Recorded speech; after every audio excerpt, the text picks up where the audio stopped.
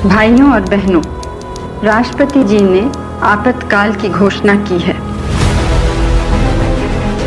ఈ ప్రకటనతో భారత ప్రజాస్వామ్యం యొక్క చీకటి అధ్యాయం ప్రారంభమైంది. రోమ్ రాజ్యం కన్నా శతాబ్దాల పూర్వమే వైశాలి అనే గణతంత్ర రాజ్యంతో ప్రపంచానికి ప్రజాస్వామ్యాన్ని పరిచయం చేసిన భారతదేశంలో 1975 జూన్ 25వ తారీఖున అర్ధరాత్రి ప్రజాస్వామ్య స్ఫూర్తిని అణచివేశారు.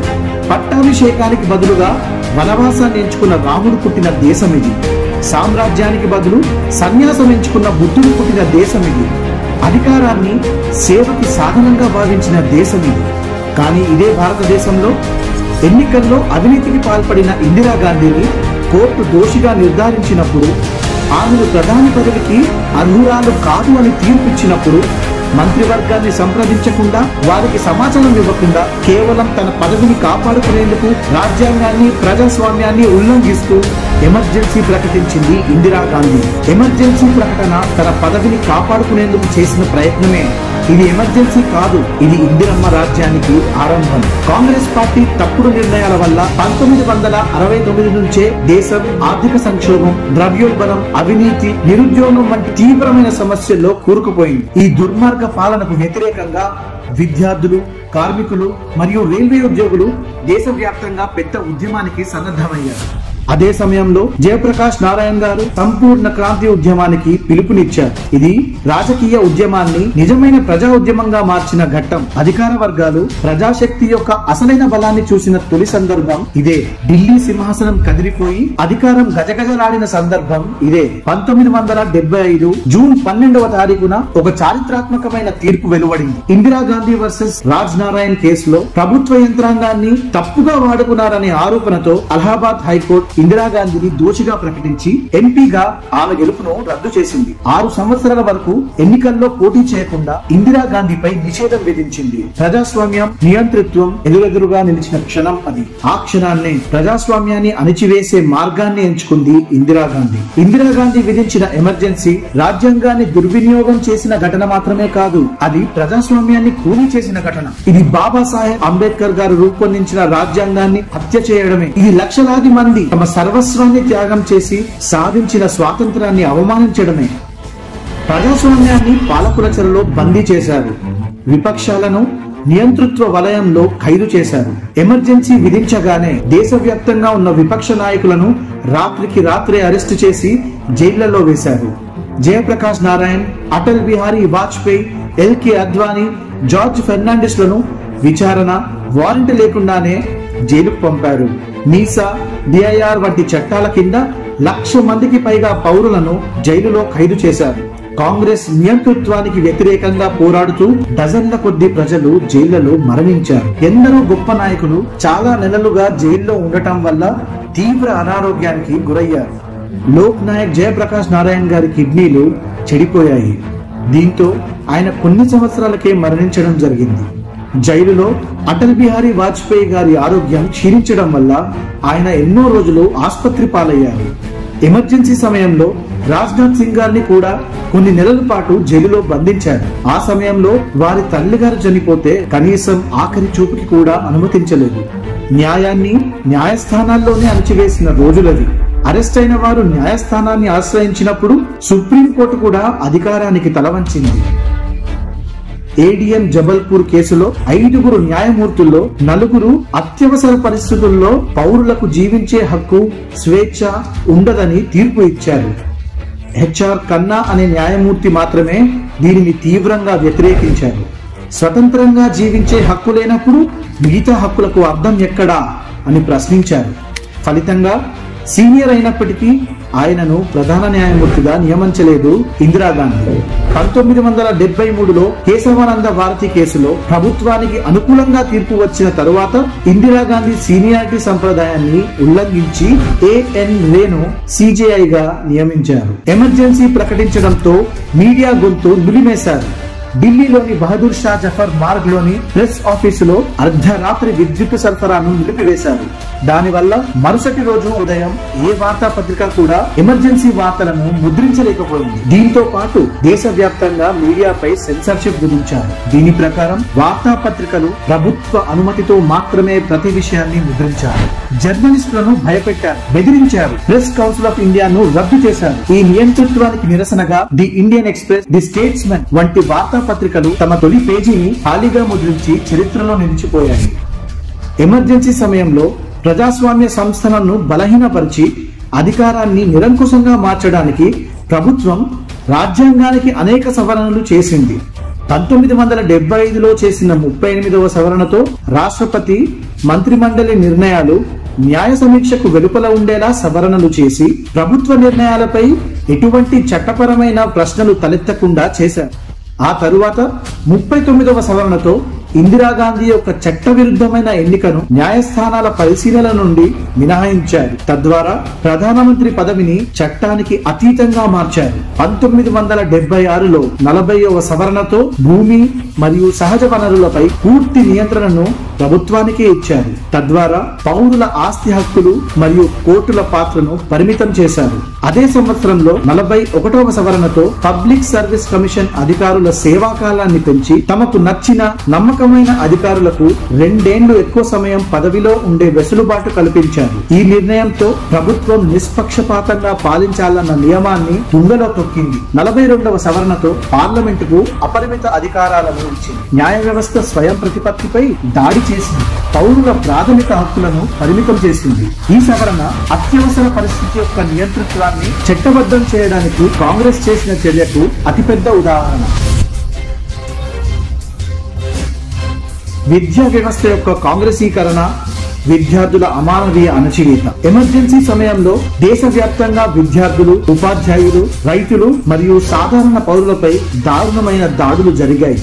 కేరళ, తమిళనాడు, కర్ణాటక వంటి రాష్ట్రాల్లో నిరసనకారులపై లాఠీచార్జ్ జరిగింది. తలక్రిందులుగా వేలాడదీయబడి అమానుషమైన హింసాత్మక టార్చర్ కు విద్యార్థులు గురయ్యారు.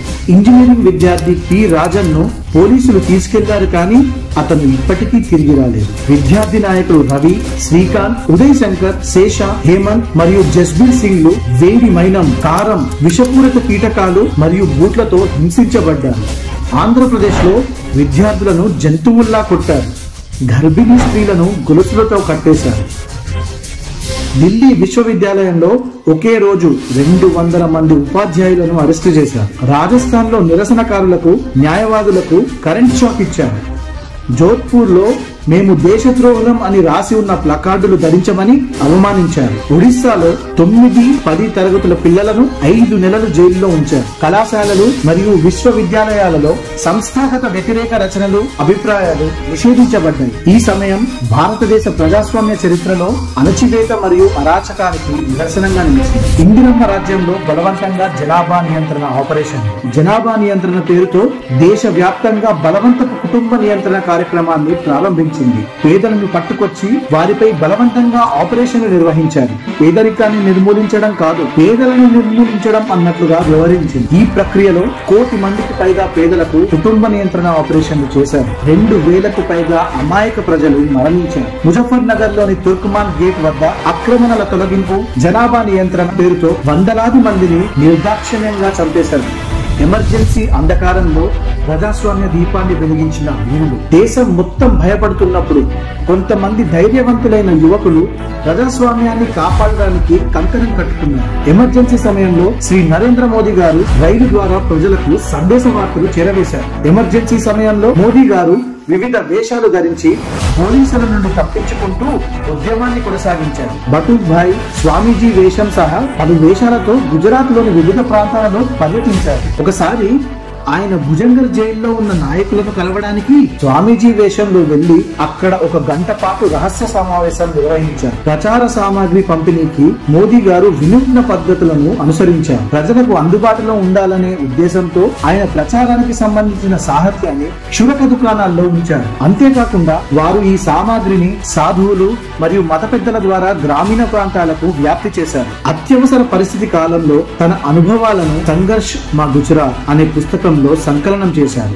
ఈ పుస్తకాన్ని ఆయన తన అనుభవాలను వివరిస్తూ 23 రోజుల్లో రాశారు. అదే సమయంలో ప్రవాస భారతీయులు మరియు IFD, FISI వంటి సంస్థలు అంతర్జాతీయ స్థాయిలో భారతదేశంలో నియంతృత్వానికి వ్యతిరేకంగా తమ గళాన్ని వినిపించాయి. టైమ్ మ్యాగజైన్ వంటి మీడియా సంస్థల విమర్శలు ఇందిరా ప్రభుత్వంపై ప్రపంచవ్యాప్తంగా ఒత్తిడి తీసుకొచ్చాయి. ఎమర్జెన్సీపై పోరాటానికి పిడికిలి బిగించిన కళాకారులు, నియంతృత్వాన్ని సవాలు చేయడానికి రచయితలు మరియు కళాకారులు కూడా నడుం కట్టారు. ప్రభుత్వానికి వ్యతిరేకంగా నిలబడ్డారు. ఫణీశ్వర్ నాథ్ రేణు, శివరాం కారంత్ తమ అవార్డులను వెనక్కి ఇచ్చేశారు. స్నేహలతా రెడ్డి గారు జైలులో మరణించారు. కిషోర్ కుమార్ గారి పాటలు నిషేధించబడ్డాయి. రాష్ట్రీయ స్వయం సేవక్ సంఘ్ సహా దాదాపు 26 సామాజిక మరియు రాజకీయ సంస్థలు నిషేధించబడ్డాయి. लोक शक्ति की लहर ने लोकतंत्र की हत्या करने वालों को इतिहास के कूड़ेदान में फेंक दिया है. న్యాయం యొక్క అన్ని ద్వారాలు మూసుకుపోయాయని ప్రజలు భావించినప్పుడు రాబోయే ఎన్నికల్లో వారే న్యాయం చేయాలని నిర్ణయించుకున్నారు. 1977 దారిద్రాత్మక లోక్సభ ఎన్నికల్లో ఇందిరాగాంధీ ఘోరంగా ఓడిపోయింది. జనతా పార్టీని ఎన్నుకోవడం ద్వారా ప్రజాస్వామ్యం ఉంటుందని, నియంతృత్వం కాదని ప్రజలు స్పష్టమైన సందేశాన్ని ఇచ్చారు. ప్రజాస్వామ్య ఆలయాన్ని కాపాడటానికి సర్వస్వం త్యాగం చేసిన వారి త్యాగం మరియు పోరాటాన్ని జ్ఞాపకం చేసుకోవడానికి మోదీ ప్రభుత్వం జూన్ 25ని సంవిధాన్ హత్యా దివస్ గా ప్రకటించింది. కాంగ్రెస్ ప్రస్తుత వాస్తవికత ఇప్పటికీ అదే మనస్తత్వం. అధికారం మరియు కుటుంబాన్నే సర్వోన్నతంగా ఉంచాలనే కాంగ్రెస్ మనస్తత్వం నేటికీ మారలేదు. ఎమర్జెన్సీ సమయంలో తానే తుంగలో తొక్కిన రాజ్యాంగం, న్యాయ వ్యవస్థ, పత్రికా స్వేచ్ఛ మరియు సంస్థల నిష్పాక్షికత గురించి మాట్లాడుతుంది. రాజ్యాంగానికి అవమానం, ప్రెస్ గొంతు నొక్కడం, కోర్టు స్వయం ప్రతిపత్తి రద్దు, సంస్థల దుర్వినియోగం, ప్రతిపక్ష అణచివేత, త్యాగాల ద్వారా ప్రజాస్వామ్యాన్ని సజీవంగా ఉంచుకోవాలని ఎమర్జెన్సీ సమయం దేశానికి నేర్పింది. అత్యవసర పరిస్థితి కేవలం ఒక రాజకీయ అధ్యాయం కాదు. భారతదేశ ప్రజాస్వామ్యానికి ప్రమాదం ఇంకా ముగియలేదని ఇది ఒక హెచ్చరిక. ఎందుకంటే అప్పుడు కూడా కాంగ్రెస్ స్వభావం అప్రజాస్వామికం మరియు నేటికి కాంగ్రెస్ కు దేశం కంటే ఒక కుటుంబమే పెద్దది. ఈ మనస్తత్వం ఉన్నంత వరకు దేశ ప్రజాస్వామ్యానికి ప్రమాదం ఉంటుంది. कितना भी बड़ा हो मगर देश से बड़ा नहीं हो सकता. कोई दल कितना भी शक्तिशाली हो मगर 62 करोड़ जनता से अधिक शक्ति नहीं रख सकता.